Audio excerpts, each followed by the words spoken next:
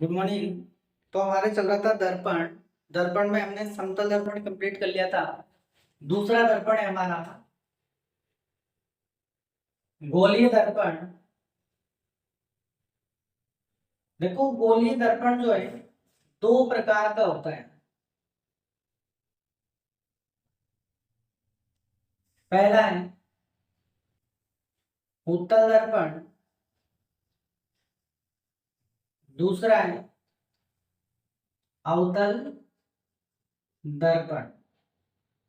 देखो, पहला लेते हैं हम उत्तल दर्पण।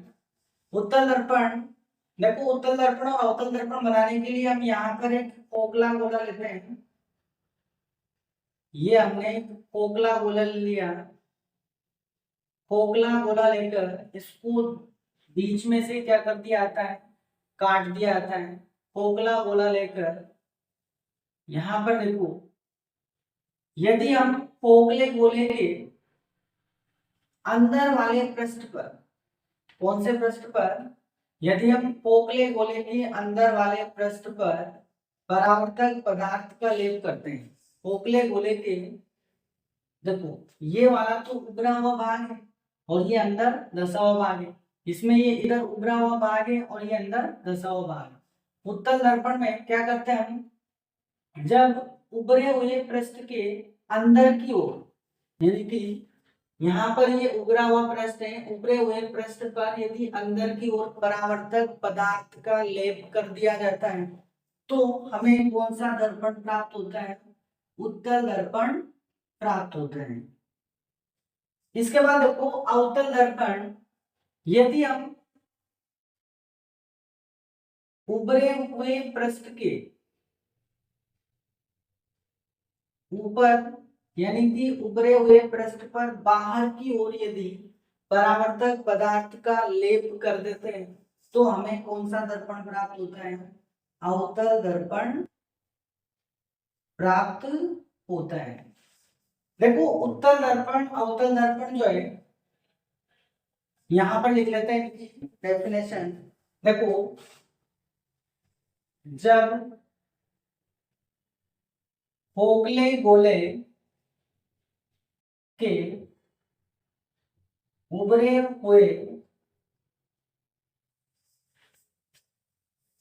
हुए भाग पर भीतर की ओर परावर्तक पदार्थ की पॉलिश कर दी जाती है तो उसे उत्तल दर्पण कहते हैं। ये तो उत्तल दर्पण हो गया। देखो उत्तल दर्पण में इसका जो ये उभरा हुआ भाग है, ये उभरा हुआ भाग परावर्तक पृष्ठ का कार्य करता है, यानी कि इसमें ये वाली जो पृष्ठ है, ये कौन सी पृष्ठ है, परावर्तक पृष्ठ है। तो यहां पर लिख लो, उत्तल दर्पण में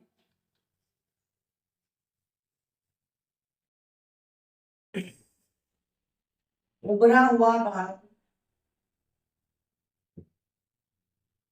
उभरा हुआ भाग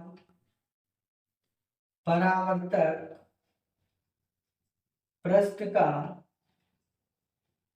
कार्य करता है।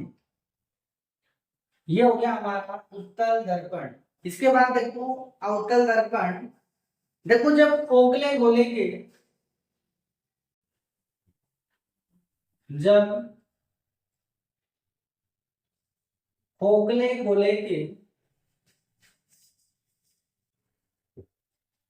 उभरे हुए,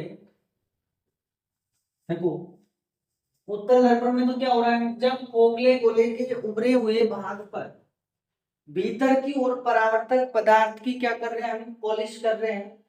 खोखले गोले के उभरा हुआ भाग ये, इसके अंदर वाले भाग पर, भीतर वाले भाग पर क्या कर दिया हमने, परावर्तक पदार्थ की पॉलिश कर दी। पॉलिश करने पर हमें कौन सा दर्पण प्राप्त हो रहा है, उत्तल दर्पण प्राप्त हो रहा है। इसके बाद देखो उत्तल दर्पण में उभरा हुआ भाग किसका काम करता है, परावर्तक पृष्ठ का काम करता है।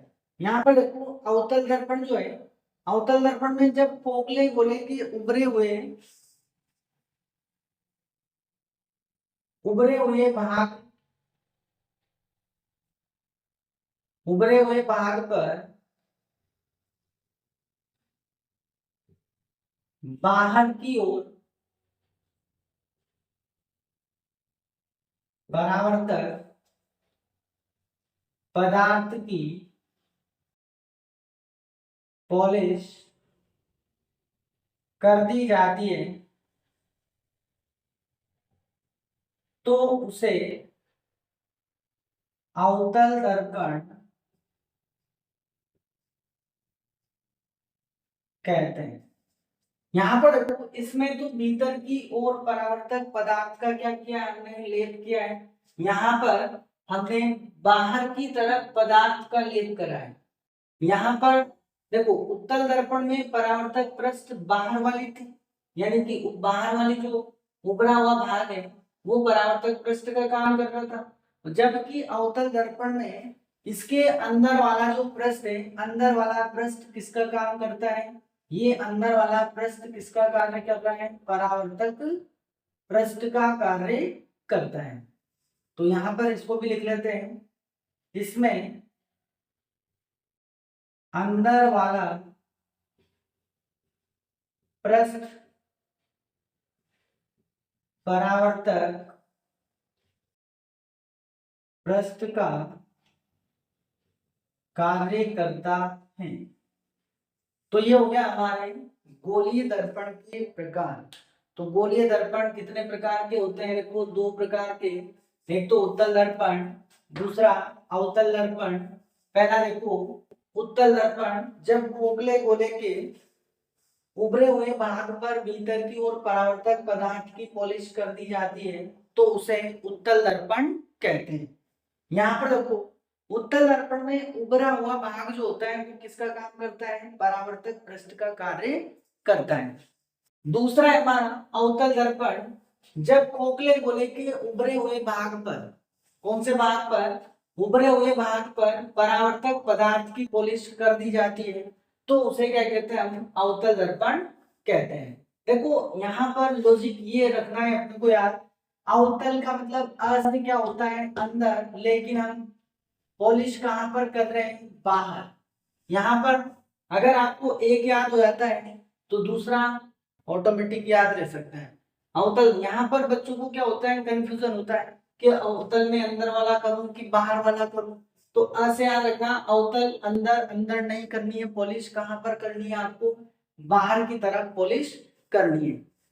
उत्तल दर्पण में आपको कहां पर करनी है, अंदर की तरफ पॉलिश करनी है। तो ये था हमारे गोलीय दर्पण। इसके बाद देखो अब गोलीय दर्पण से प्रतिबिंब प्राप्त करने के नियम पढ़ेंगे। अब अपन किस प्रकार से गोलीय दर्पण से प्रतिबिंब प्राप्त किया जाता है।